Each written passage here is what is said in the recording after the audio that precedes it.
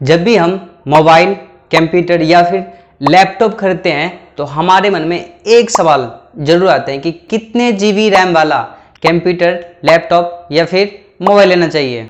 आखिर ये रैम होता है क्या?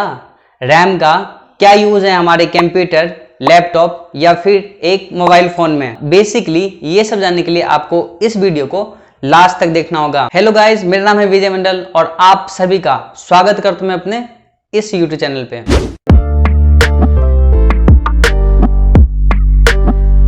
सबसे पहले हम ये जान लेते हैं कि आखिर ये रैम होती हैं क्या। शॉर्ट में से RAM यानी कि रैंडम एक्सेस मेमोरी कहते हैं, पर इससे कुछ क्लियर पता नहीं चल रहा कि रैम होती हैं क्या।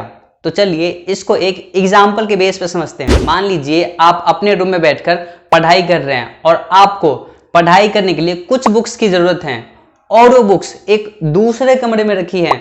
आप क्या करेंगे? जब आपको जिस बुक की जरूरत होगी आप उठकर जाएंगे वो कमरे और वो बुक्स लेकर आएंगे अपने टेबल पे और पढ़ लेंगे।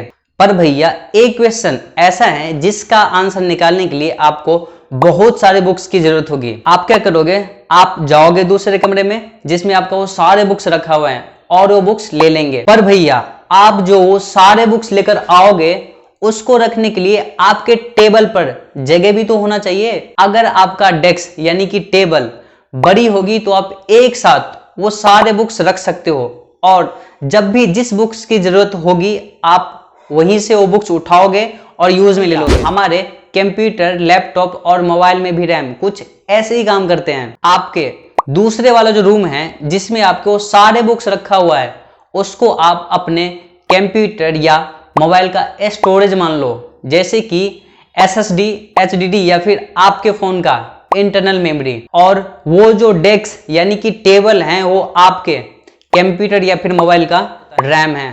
रैम की स्पीड एक नॉर्मल HDD या इंटरनल मेमोरी के मुकाबले बहुत ही फास्ट होता है। जितना खर्चा 1 TB या 2 TB HDD बनाने में नहीं आता उससे ज्यादा खर्चा सिर्फ 8 GB रैम बनाने में आ जाता है। तो फाइनली भैया आप सीख चुके हैं कि रैम क्या होता है। नेक्स्ट पॉइंट जो आता है कि रैम हमारे कंप्यूटर या मोबाइल में क्या काम करते रहते हैं, तो चलिए इसको भी जान लेते हैं। हमारे सिस्टम के CPU को जो भी जरूरी फाइल्स चाहिए उनको जल्दी से जल्दी भेजने का काम रैम का ही होता है। जैसे ही आप किसी गेम या सॉफ्टवेयर पर क्लिक करते हो तो वो वहां से उठकर रैम में लोड हो जाती है और वो सॉफ्टवेयर जब तक आप यूज में लेते रहोगे तब तक रैम और CPU के बीच में जितने भी इंफॉर्मेशन होते हैं वो सारी इंफॉर्मेशन रैम CPU को और CPU रैम को जल्दी से जल्दी सेंड और रिसीव करती रहती हैं। अगर आपके कंप्यूटर या फिर मोबाइल में रैम कम है तो आप एक साथ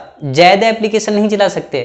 चलिए इसको एक एग्जाम्पल के बेस पे समझते हैं। मान लीजिए आप एक साथ 4 एप्लीकेशन चला रखे हो और आप जैसे ही 5वीं एप्लीकेशन को रन कराओगे तो उन चारों एप्लीकेशन में से CPU किसी एक एप्लीकेशन को रैम से हटा देते हैं और वो 5वीं एप्लीकेशन को रैम में लोड कर देते हैं। कई बार ऐसा होता है कि जब आप वो 5वीं एप्लीकेशन को रन कराओगे तो आपका कंप्यूटर या मोबाइल फ्रीज या हैंग हो जाएगा और उस समय कोई भी बटन काम नहीं करेगा। तो उस केस में आप अपने सिस्टम को रीस्टार्ट करते हो। फिर जैसे ही आप उन एप्लीकेशन को दोबारा रन कराओगे जो आप पहले यूज में ले रहे थे तो उन एप्लीकेशन को रैम में लोड होने में टाइम लगता है। तो इसीलिए भैया ज्यादा रैम हमारे सिस्टम में रहना चाहिए ताकि हम एक साथ मल्टीटास्क कर सके, यानी कि एक साथ कई सारे एप्लीकेशन को रैम में लोड कर सके और वो एप्लीकेशन जो रैम में लोड है उनको जरूरत के हिसाब से यूज में लेते रहें। अब जान लेते हैं कि कितने GB रैम हमारे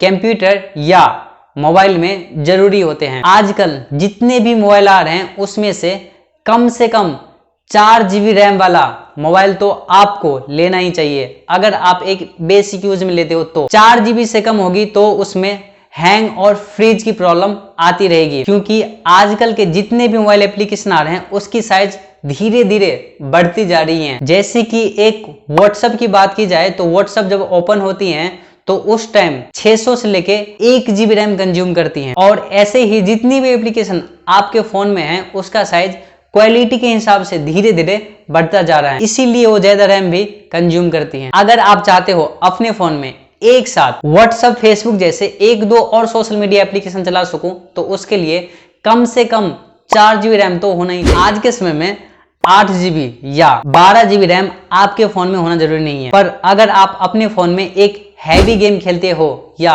एक heavy video editing software use करते हो तो उस केस में आपके फोन में कम से कम 8 GB रैम तो होना ही चाहिए, ताकि आप मल्टीपल टास्क भी कर सको। पर क्या 12 GB रैम हमारे फोन में होना जरूरी है?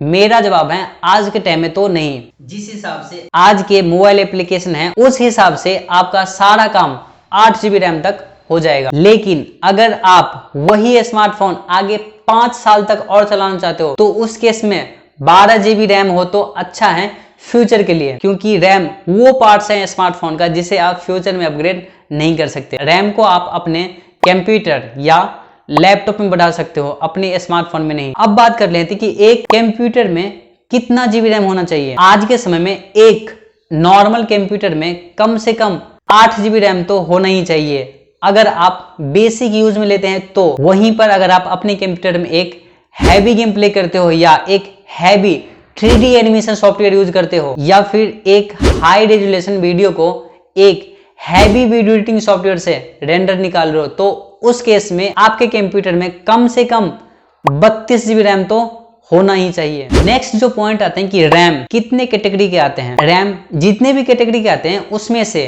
आज के समय में सबसे लेटेस्ट रैम DDR5 है। रैम की सबसे खास बात जो होती है वो होती है रैम की स्पीड। रैम अपने क्लॉक के हिसाब से काम करती रहती हैं। आप जरूर सुने होंगे DDR2, DDR3, DDR4 और DDR5।